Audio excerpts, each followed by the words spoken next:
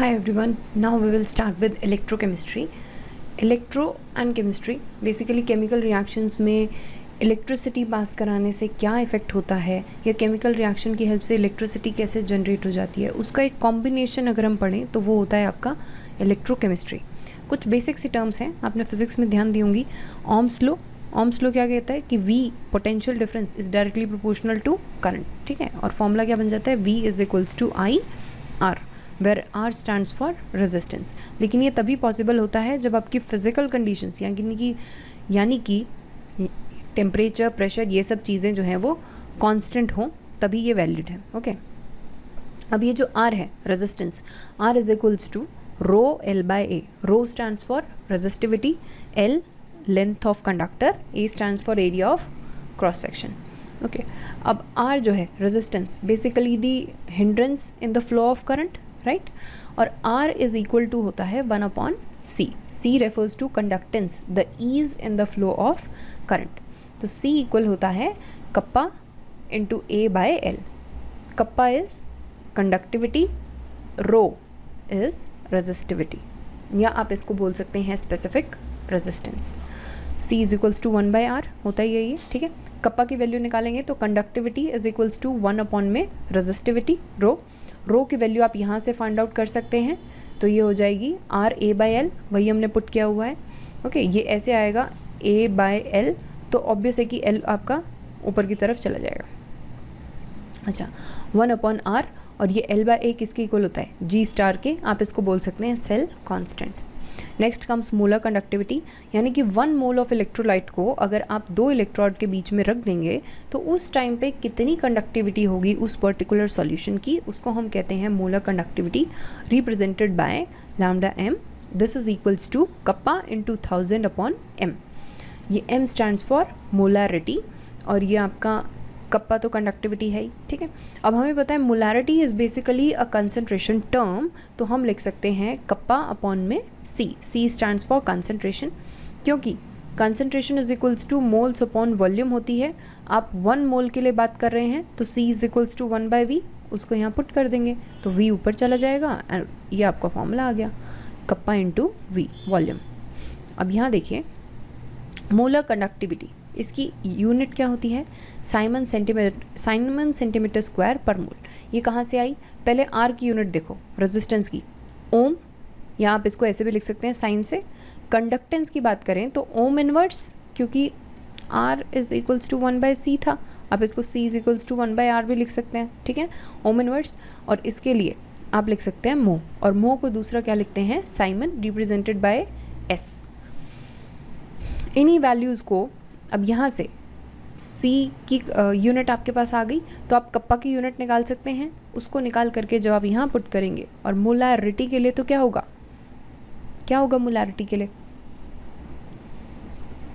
Molarity represented by M। Formula क्या होता है, मोल्स ऑफ सॉल्यूट अपॉन में वॉल्यूम ऑफ सॉल्यूशन, किस में, लीटर में।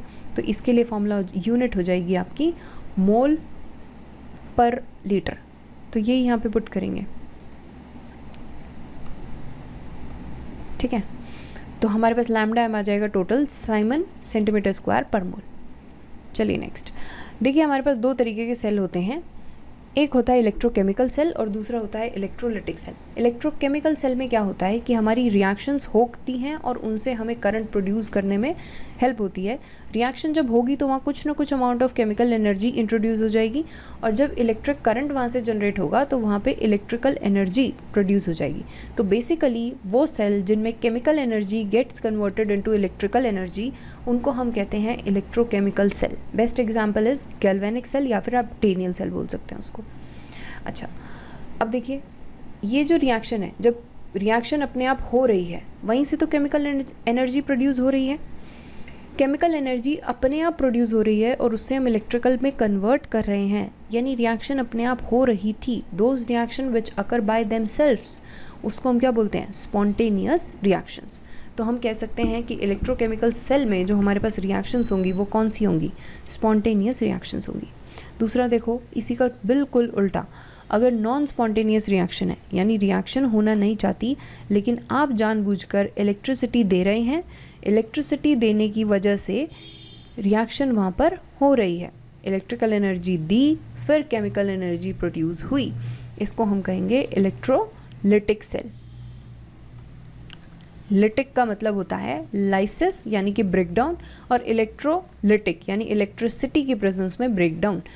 तो इलेक्ट्रिसिटी की प्रेजेंस में जब रिएक्टेंट मॉलिक्यूल्स के बॉन्ड टूटेंगे और नए बॉन्ड बनेंगे, वहाँ से इलेक्ट्रिसिटी आपकी केमिकल रिएक्शन प्रोड्यूस होगी, तो उसको हम कहेंगे नॉन स्पॉन्टेनियस रिएक्शंस, या फिर आप बोल सकते हैं इलेक्ट्रोलिटिक सेल। अब इसको देखो गैल्वेनिक सेल, या आप इसको बोल सकते हैं डेनियल सेल। होता क्या है इसमें कि 2 बीकर्स होते हैं, एक बीकर ये रहा, दूसरा ये रहा, इसमें 2 इलेक्ट्रोड लगा लेंगे, एक हमने जिंक की लगाई, दूसरी कॉपर की लगाई। जो इलेक्ट्रोड लगाई होती है उसी का सेम इलेक्ट्रोलाइट या उसी का सेम सॉल्ट आपने लेना होता है। क्योंकि यहाँ जिंक की रॉड थी इसीलिए यहाँ पे लिया गया ZnSO4, क्योंकि यहाँ कॉपर की रॉड थी इसीलिए यहाँ पे लिया गया CuSO4। बीच में लगा देंगे सॉल्ट ब्रिज। अच्छा, तो होगा क्या कि जिंक और कॉपर 2 मेटल्स हैं हमारे पास।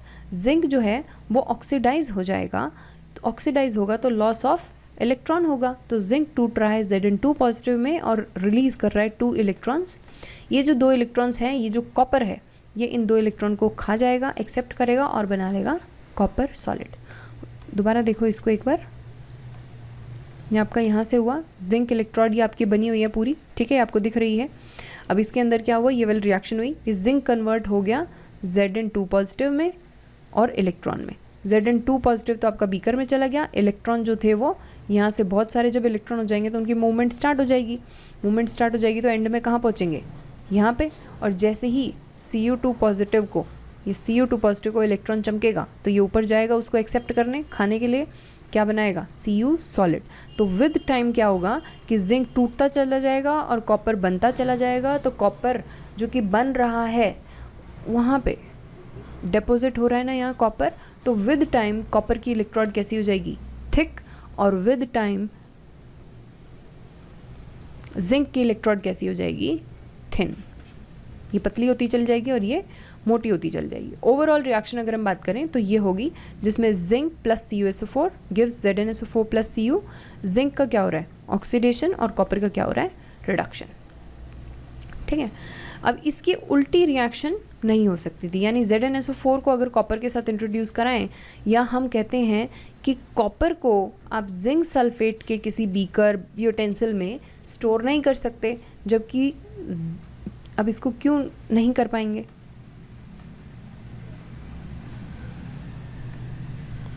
देखो ये रिएक्शन हो गई, राइट।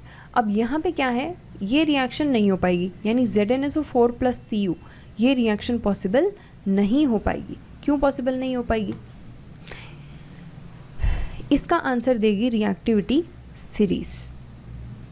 यहाँ आपका एक क्वेश्चन भी बनता है कि zinc can't be kept in a utensil made up of CuSO4। Zinc को कॉपर सल्फेट के बर्तन में स्टोर करके नहीं रख सकते, जबकि कॉपर को जिंक सल्फेट के बीकर में रख सकते हैं।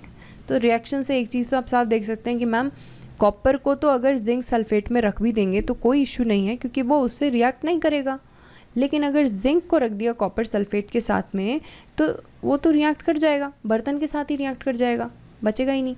ठीक है, तो इसलिए जिंक को कॉपर सल्फेट में नहीं रख सकते। अब दिक्कत ये है कि जब ये दोनों रिएक्शन कर रहे हैं तो ये क्यों नहीं कर रहे, इसका आंसर कहाँ से मिलेगा, रिएक्टिविटी सीरीज से। आओ देखते हैं उसको। देखिए हमारे पास क्या था, एक होता है रिडक्शन, एक होता है ऑक्सीडेशन। उसी के बेस पे हमने क्या बना लिया, स्टैंडर्ड रिडक्शन पोटेंशियल, यानी कि स्टैंडर्ड कंडीशन में जब टेम्परेचर आपका 298 केल्विन है, प्रेशर है 1 atm, concentration is 1 molar. Standard condition में रिड्यूस होने की पावर को, हर एलिमेंट के रिडक्शन पोटेंशियल को अगर हम पढ़ेंगे तो उसे टोटल क्या बोलेंगे, स्टैंडर्ड रिडक्शन पोटेंशियल।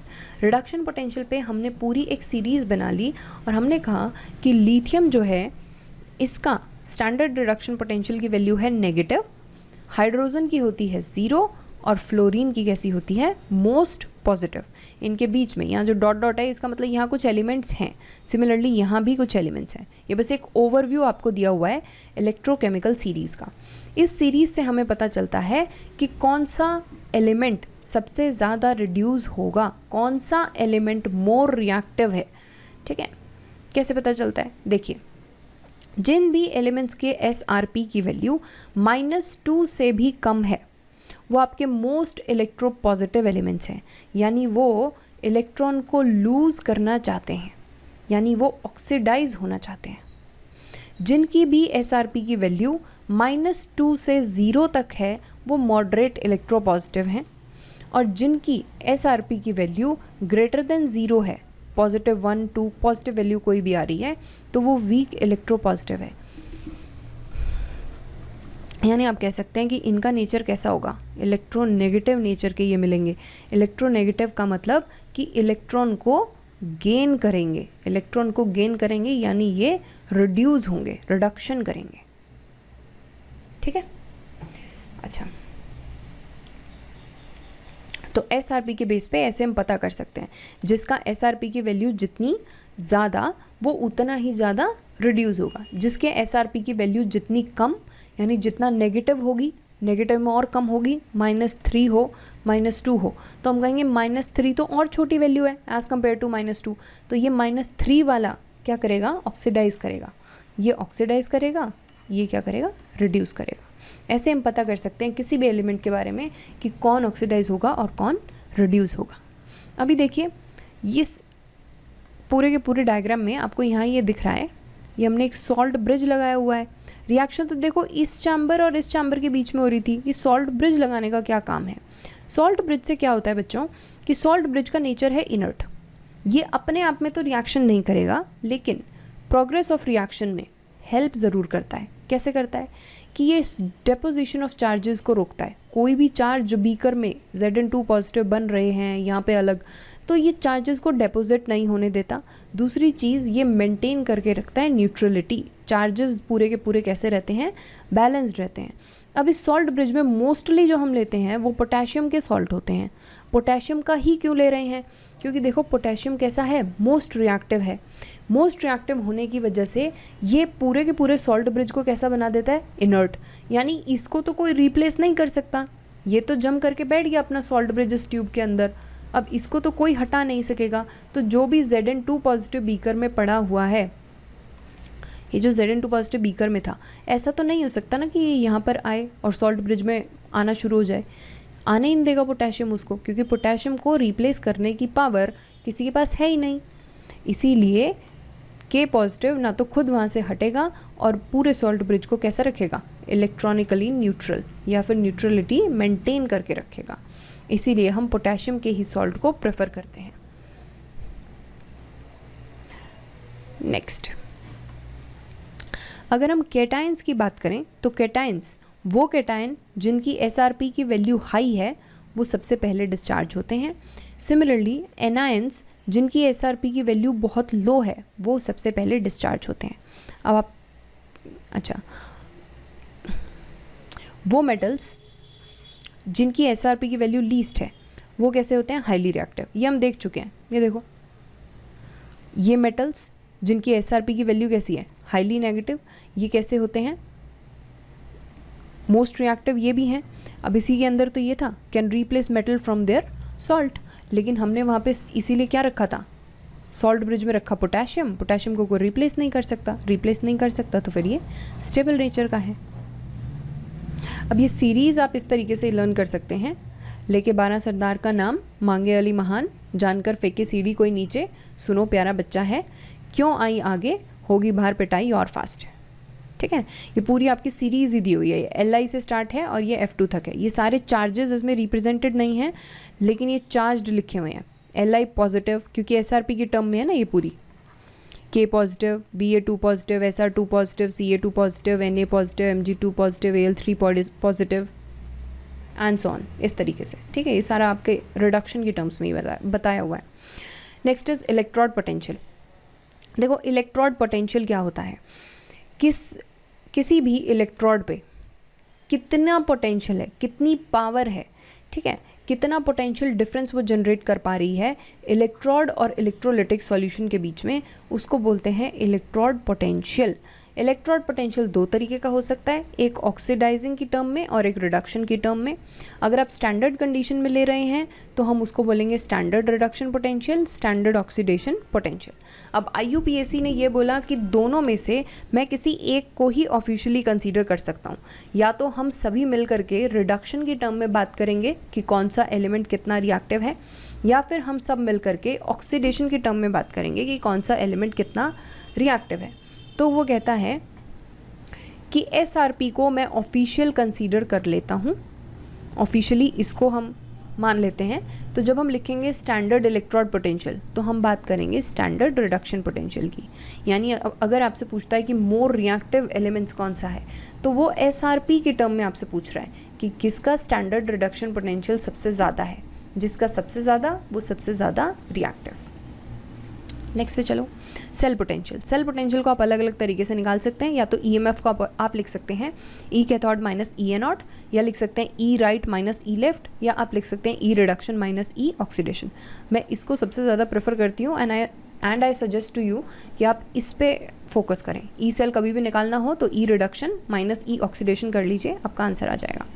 किसी सेल को रिप्रेजेंट कैसे किया जाता है, देखो ये हमारे पास सेल पे रिएक्शन हो रही थी। इस रिएक्शन में आप खुद बताइए, जिंक जो है वो कन्वर्ट हो रहा है ZnSO4 में, यानी इसका क्या हो रहा है ऑक्सीडेशन, CuSO4 से Cu, यानी इसका क्या हो रहा है रिडक्शन। ठीक है, उसका ऑक्सीडेशन, इसका रिडक्शन। पहले रिप्रेजेंटेशन में आप मेंशन करते हैं एनोडिक रिएक्शन, देन आपको ब्रिज लगाना होता है। ब्रिज कुछ नहीं होता है, ये दो डंडे जो लगा देते हैं इसी को ब्रिज बोलते हैं। फिर हम कैथोडिक रिएक्शन लिखते हैं, इसको हम ABC से याद रख सकते हैं कि पहले ABCD तो हम याद रख सकते हैं, राइट।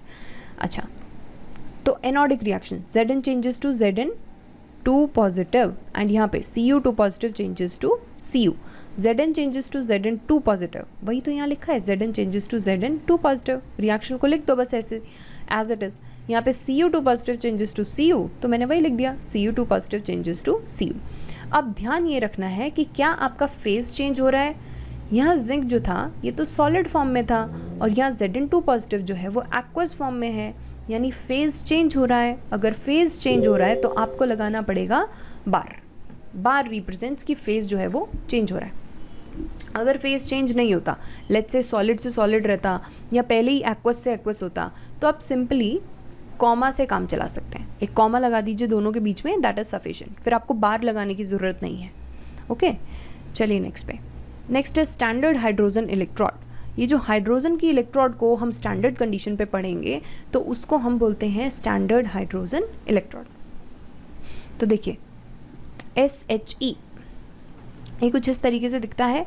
यहाँ से आपकी ग्लास रॉड जा रही है, ये प्लैटिनम वायर पास हो रही है, ये H2SO4 एसिडिक सॉल्यूशन है, और यहाँ हाइड्रोजन गैस है। तो होगा क्या कि एक रिएक्शन होगी, H positive plus electron gives half H2। ये रिएक्शन तो इसकी उल्टी भी हो सकती थी, यानी कि H2 चेंजेस टू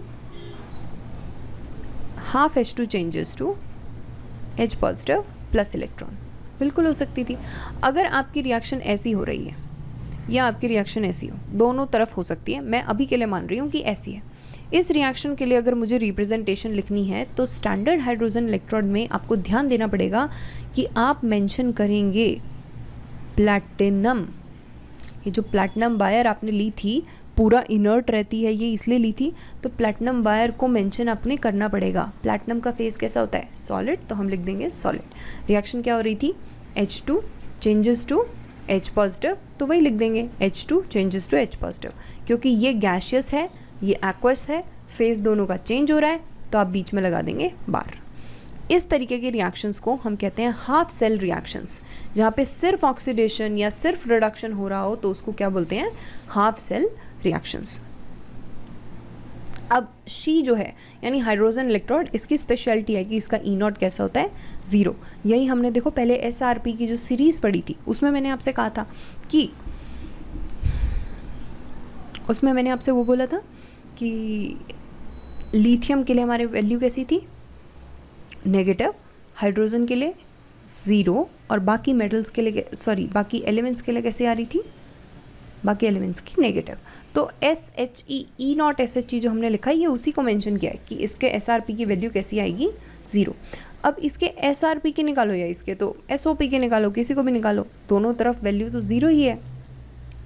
अच्छा, इससे हमें ये हेल्प मिली कि हमने इसके रिस्पेक्ट में बाकी एलिमेंट्स को पढ़ना स्टार्ट कर दिया। जैसे देखो यहाँ पे हाइड्रोजन के रिस्पेक्ट में कॉपर को पढ़ा जा रहा है। हाइड्रोजन तो हमारा फिक्स है कि इसकी ई नॉट है ज़ीरो, तो आपके जो भी सेल की ई नॉट आएगी आप पता कर लेंगे कि भाई ये जो भी आई है वो किसकी है, कॉपर की। और जब हमने कॉपर की देखी तो वो कितनी मिली, पॉजिटिव 0.34। सिमिलरली हमने जिंक की चेक करी तो वो हमें मिली नेगेटिव 0.76। ये ऑक्सीडेशन की रिएक्शन लिखी है इसलिए यहाँ वैल्यू पॉजिटिव है, लेकिन अब रिडक्शन पोटेंशियल पढ़ेंगे तो ये माइनस 0.76 हो जाएगा। Next, non standard electrode. Non standard electrode मतलब जब ना तो टेम्परेचर 298 है, ना कंसंट्रेशन इतना है, ना प्रेशर इतना है, मतलब नॉन स्टैंडर्ड कंडीशंस है। इन कंडीशन पे आपके अगर n मोल इलेक्ट्रॉन है तो n मोल इलेक्ट्रॉन पे चार्ज कितना होता है, NF होता है। F मतलब फेराडेज, ये आपका 96500 कूलम के इक्वल होता है। स्पॉन्टेनियस रिएक्शंस के लिए W is equals to Q V होता है। टोटल वैल्यू पुट करेंगे तो हमारे पास आ जाएगा del G naught is equals to minus NF E naught cell. ये वैलिड किस पे है, ये जो हमारा आ रहा है ये है STP पे। अब आप कहेंगे मैम अभी तो आप नॉन स्टैंडर्ड बोल रहे थे, नॉन स्टैंडर्ड है डेल जी, तब हम लिखते हैं minus NF E cell. Non standard में ये STP पे ये। नेक्स्ट इक्वेशन कैसे निकलती है हमारी, del G equals to del G naught plus R T L N Q, ये फॉर्मूला होता है। डेल जी में पुट कर दीजिए NF E cell, del G naught में minus NF E naught cell, R T L N Q as it is. Rearrange करेंगे terms को तो ये आ जाएगा। एल एन की टर्म में बात करेंगे तो ये आ जाएगा एल एन क्यू, लॉग लगाएंगे तो 2.303 से मल्टीप्लाई करना पड़ेगा। टेम्परेचर जब आप 298 केल्विन ले लेते हैं तो उस टाइम पे हमने पूरा ये कैलकुलेट कर लिया कि इसकी एग्जैक्ट एक कितना वैल्यू आ जाती है, तो दैट कम्स अराउंड 0.0591। ठीक है। हाफ सेल रिएक्शन के लिए अगर हमें बताना है तो हम कहेंगे E cell is equals to E naught cell minus इतना, और ये 1 अपॉन में concentration of M in positive. ये जितना भी उसकी स्टोशियोमेट्री है वो पावर में चली जाएगी। यहाँ ध्यान रखने वाली बात यह है कि कंसंट्रेशन ऑफ सॉलिड हमेशा कितनी आती है, 1 आती है। तो इसीलिए अगर आपकी कहीं पे कंसंट्रेशन ऑफ एम आ रही हो और एम सॉलिड हो तो हम उसको क्या मान लेंगे, 1 मान लेंगे। नेक्स्ट, फुल सेल के लिए यही रिएक्शन लिखी जाएगी तो आपका सिर्फ ये लॉग वाली टर्म चेंज हो जाएगी, that comes around log anode by cathode. Equilibrium की बात हो रही है तो जाहिर है ई सेल क्या हो जाएगा, 0 हो जाएगा। ई सेल 0 तो हम लिख सकते हैं E naught cell is equals to 0.0591 log K equilibrium. K equilibrium का मतलब concentration of anode by cathode, बस उसको लिखने का तरीका है। अच्छा, नेक्स्ट देखिए, लॉग की वैल्यूज़ आपको ये फॉर्मूला पता है, log A B, A into B is equals to log A plus log B, log A upon B is equals to log A minus log B, और log A to the power B is equals to B log A. ठीक है। Log 10 की value 1 होती है, log base ई की value log 2.303 log base 10 की equal होती है। ठीक है।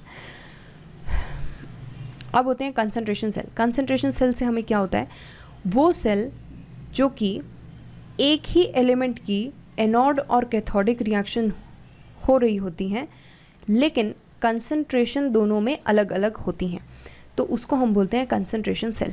मतलब कि एक ऐसा सेल जिसमें एक ही एलिमेंट ऑक्सीडाइज हो रहा है, एक ही एलिमेंट रिड्यूस हो रहा है, लेकिन दोनों रिएक्शंस पे, दोनों के दोनों इलेक्ट्रोड पे कंसंट्रेशन अलग अलग है।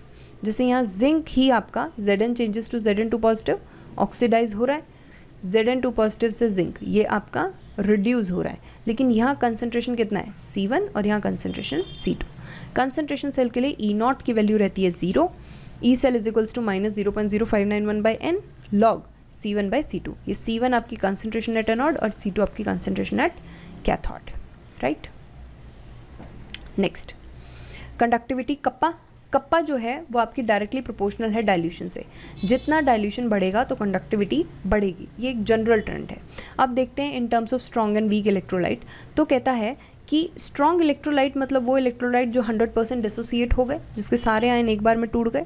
इसमें क्या है कि अल्फा पे, डिग्री ऑफ डिसोसिएशन पे कोई इफेक्ट नहीं आएगा क्योंकि बेचारे सारे आयन्स पहले ही टूट चुके थे। वीक इलेक्ट्रोलाइट के केस में क्या होगा कि नंबर ऑफ फ्री इलेक्ट्रॉन तो बढ़ेंगे, यहाँ पे नंबर ऑफ फ्री आयन्स बढ़ेंगे, तो अल्फा बढ़ेगा, फ्री इलेक्ट्रॉन बढ़ेंगे और इस वजह से यहाँ कंडक्टिविटी बढ़ेगी। लेकिन स्ट्रॉन्ग इलेक्ट्रोलाइट पे कोई इफेक्ट नहीं होता डाइल्यूशन का, वीक इलेक्ट्रोलाइट पे होता है। अब इधर देखिए कंडक्टेंस।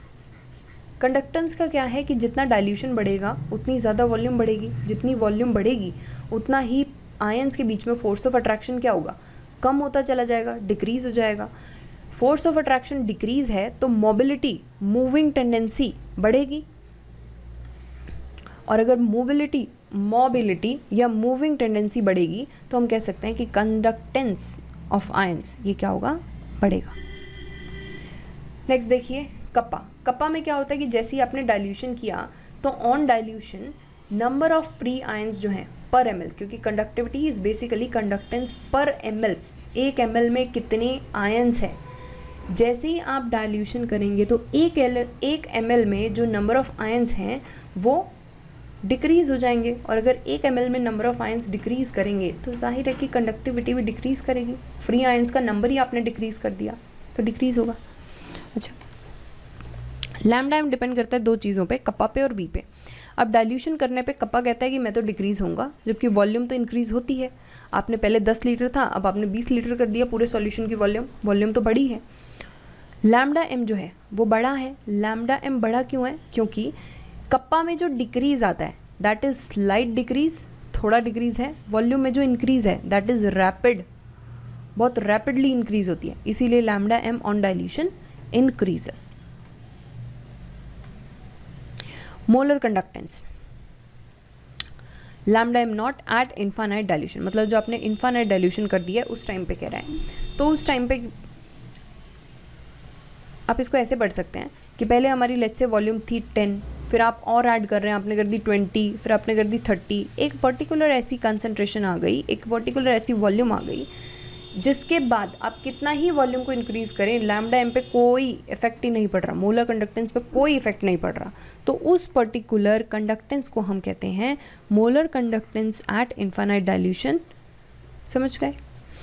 अब लैम्डा एम का और अंडर रूट सी का अगर हमने ग्राफ प्लॉट किया तो हमें 2 लाइनें मिली, एक स्ट्रेट लाइन मिनी पता नहीं क्या हो रहा है आज, एक स्ट्रेट लाइन मिली, ये किसकी थी, स्ट्रॉन्ग इलेक्ट्रोलाइट की, और एक ऐसे कर्व में लाइन मिल रही है जो कि किसकी है, वीक इलेक्ट्रोलाइट की। स्ट्रॉन्ग इलेक्ट्रोलाइट में इतनी कोई दिक्कत नहीं थी, अगर ये लाइन यहाँ टच ना भी करती तो हम एक्स्ट्रा प्लॉट करके इसको टच करा लेते और स्ट्रॉन्ग इलेक्ट्रोलाइट की लैम्डा एम डायरेक्टली हमें मिल जाती, मोलर कंडक्टेंस हमें मिल जाती। ठीक है, वीक इलेक्ट्रोलाइट में दिक्कत है। क्यों दिक्कत है? क्योंकि ये जो है अगर मैं इसको एक्स्ट्रा प्लॉट भी कर लूँ तो देखो ये वैल्यू जाएगी कहाँ, सीधी ऊपर गई। ये तो वाई एक्सिस पे टच ही नहीं कर रही, और वाई एक्सिस पे टच नहीं कर रही तो मैं क्या बोलूँ, कितनी है molar conductance of weak electrolyte. इस प्रॉब्लम को सॉल्व करने के लिए कौन आए थे, कॉलरॉश। तो कॉलरॉश ने बोला था कि lambda naught A B is equals to lambda naught A positive plus lambda naught B negative. हमने कहा कि वीक इलेक्ट्रोलाइट है, ये वैल्यूज़ हमारे पास नहीं है। कहता है कोई बात नहीं, आपको ए बी का निकालना है तो आप एक काम कीजिए, ए सी का आपके पास होगा, उसमें ऐड कर दीजिए बी डी और माइनस कर दीजिए जो एक्स्ट्रा बच गया। एक्स्ट्रा कौन बचा, ए और बी तो हमें चाहिए थे, ए और बी ये तो हमें चाहिए थे, एक्स्ट्रा था सी और डी। तो सी डी, ये डी है यहाँ, सी डी की लैम्डा नॉट जो है वो आप माइनस कर दीजिए, आ गई लैम्डा नॉट, होगी हमारी molar conductance at infinite dilution. Weak electrolyte के लिए जो निकालनी थी वो निकल गई। देन कहता है कि अल्फ़ा अगर आप निकालते हैं, ये कॉलरॉश लॉ की एप्लीकेशन है, number 1, this is number 2, degree of dissociation अगर आप निकालते हैं that is equals to lambda by lambda naught. Also आपको पता है वीक इलेक्ट्रोलाइट है तो इसके लिए के ए की वैल्यू होगी C alpha square by 1 minus alpha, second application of Kohlrausch law. और इसी से हमें मिलेगा अगर 1 minus alpha approximately equal to 1 है, आप पुट कर सकते हैं K A is equals to C alpha square, और यहाँ से हम कह सकते हैं K A by C is equals to alpha square, और यहाँ से हम कह सकते हैं under root K A by C is equals to C. तो यही लिखा हुआ है, देखो ये रहा, ये आपकी third application. 3 application of Kohlrausch law, very important. Next, electrolysis. Electrolysis या इलेक्ट्रोलिटिक सेल। इन सेल का पर्पस क्या होता है? Purification of electrode. यहाँ हमने कॉपर लिया है तो प्योरिफिकेशन ऑफ कॉपर। एक इलेक्ट्रोड एक्ट कर रही है एज एन एनोड, दूसरी एज अ कैथोड। तो यहाँ से क्या होगा कि पूरा कॉपर जो है ये टूट करके इसमें से Cu2 पॉजिटिव टूट करके नीचे जाएगा, उसी के साथ इम्प्योरिटी भी जाएगी। इम्प्योरिटी जो पूरी कलेक्ट हो जाएगी उसको हम कहेंगे एनोड मड। जो इलेक्ट्रॉन यहाँ से रिलीज होंगे उन इलेक्ट्रॉन्स को ये कॉपर खाएगा, बना लेगा Cu सॉलिड। ये Cu की इलेक्ट्रोड पूरी क्या हो जाएगी? एंड में मोटी होती चली जाएगी। ठीक है, इससे हमने क्या किया? इम्प्योर इलेक्ट्रोड को, ये जो इम्प्योर इलेक्ट्रोड थी इसको कैसा कर लिया? प्योर कर लिया। सिंपल। ठीक, अब आपकी बहुत बहुत बहुत ध्यान देने वाली बात है कि बेटा कोई भी इलेक्ट्रोड हो, कोई भी आपका सेल हो, दोनों सेल्स में कैथोड पे होगी रिडक्शन, कैथोड पे हमेशा होगी रिडक्शन और एनोड पे हमेशा होगी ऑक्सीडेशन। लेकिन इलेक्ट्रोकेमिकल सेल में, जो पहले हमने पढ़ा था गैल्वेनिक सेल, वहाँ कैथोड पॉजिटिव होता है, एनोड नेगेटिव होता है, क्योंकि एनोड पे इलेक्ट्रॉन इकट्ठे हो रहे होते हैं और इससे इलेक्ट्रॉन जा रहे होते हैं, इस पे कैटाइंस आ रहे होते हैं। ठीक है, कैटाइंस इकट्ठे होते हैं, पॉजिटिवली चार्ज कैटाइन है, इसलिए यहाँ पे पॉजिटिव चार्ज हो जाएगा। इलेक्ट्रोलिटिक सेल में क्या है कि आपका जो कैथोड है उस पे से कौन आ रहा है? इलेक्ट्रॉन एक्यूमुलेट हो रहा है, इसीलिए वहाँ पे साइन कैसा? नेगेटिव, और एनोड पे positive. Next comes Faraday's law. Faraday's law ने बोला था कि W is directly proportional to Q। ये इसने बोला था। हमने कहा प्रोपोर्शनलिटी का साइन हटाएंगे तो हम लगा सकते हैं Z। कहता है Z क्या होता है? हम कहेंगे Z is equals to equivalent weight by 96500। आप इसको लिख सकते हैं इक्विवेलेंट वेट अपॉन में 1 फैराडे भी इसको लिख सकते हैं। देन कहता है equivalent weight this is equals to molecular weight by n factor. ठीक है, Q की वैल्यू IT के इक्वल होती है, I इंटू टी, तो आप ये यहाँ पे पुट कर सकते हो इस फॉर्मूला में और ये बन जाएगा W is equals to ZIT। Faraday second law ने बोला था कि जो इनका रेशियो होता है डिपॉजिटेड वेट का और इक्विवेलेंट वेट का, दैट वुड बी, मतलब ये किसी एक सर्टेन फिक्स रेशियो में होंगी, इसीलिए हमारे पास आया WA/WB is equals to EA/EB। W की वैल्यू सेम है, ये आप इसमें पुट कर सकते हैं, इसी फॉर्मूला से आया, क्योंकि देखो I की वैल्यू सेम रहेगी, फिक्स रहेगी, T की वैल्यू फिक्स रहेगी, 96500 ये तो है ही फिक्स, तो हम यहाँ से बोल सकते हैं ना W is directly proportional to equivalent weight, तो वही तो है, WA is equals to EA, WB is equals to EB। Ratio में वही तो लिख रखा है। नेक्स्ट, बैटरीज जो होती हैं, बैटरीज क्या होती हैं? बैटरी में एक रिएक्शन होती है, केमिकल एनर्जी कन्वर्ट होती है इलेक्ट्रिकल एनर्जी में, स्पॉन्टेनियस रिडॉक्स रिएक्शंस इसमें हो रही होती हैं। बैटरी दो तरीके की होती हैं, एक होती है प्राइमरी और एक होती है सेकेंडरी। प्राइमरी को सिर्फ आप एक बार यूज़ कर सकते हो, सेकेंडरी को आप मल्टीपल टाइम यूज़ कर सकते हो। प्राइमरी को आप रिचार्ज नहीं कर सकते, जबकि सेकेंडरी को रिचार्ज कर सकते हैं। तो प्राइमरी और सेकेंडरी के छोटे छोटे एग्जाम्पल देख लेते हैं। Number 1 is dry cell. Dry cell किस में काम आता है? आपकी वॉल क्लॉक जो होती है वहाँ ड्राई सेल लगता है। इसमें एनोड किसका बना होता है? एनोड बना होता है जिंक का। ये जो आउटर कवरिंग है, देखिए इधर सेल में देखो, ये जो आउटर कवरिंग बनी हुई है, ये आउटर कवरिंग किसकी है? जिंक की, and zinc will act as anode. और ये जो बीच में है ब्लैक ब्लैक ब्लैक ब्लैक नहीं, ये तो रेड हो गया, यहाँ बनाते हैं ब्लैक, ये कौन है? This is cathode. तो कौन है कैथोड पे? कार्बन की रॉड है। और बीच में ही आपका पेस्ट पड़ा होता है NH4Cl-MnO2+C का। ये क्या करता है? मॉइस्ट फ्री एनवायरनमेंट उसको प्रोवाइड करता है, इसीलिए हमने लिखा हुआ है ड्राई सेल। ठीक है, टोटल रिएक्शन कुछ इस तरीके से होती है कि जिंक आपका ऑक्सीडाइज हो रहा होगा। ये तो जिंक वाली तो आपको लर्न हो जाएगी टिप्स पे कि जिंक तो ऑक्सीडाइज होगा तो ऐसे होगा। MnO2 का हम थोड़ा सा ध्यान रख लेंगे कि MnO2 will change to MnOH। ठीक है, बाकी बैलेंसिंग है, बस कुछ नहीं है। नेक्स्ट देखिए मरकरी सेल। मरकरी सेल किस में यूज़ होता है? हेयरिंग एड्स और जो रिस्ट वॉच होगी वहाँ पे, जहाँ छोटे छोटे काम है वहाँ मरकरी सेल यूज़ होता है।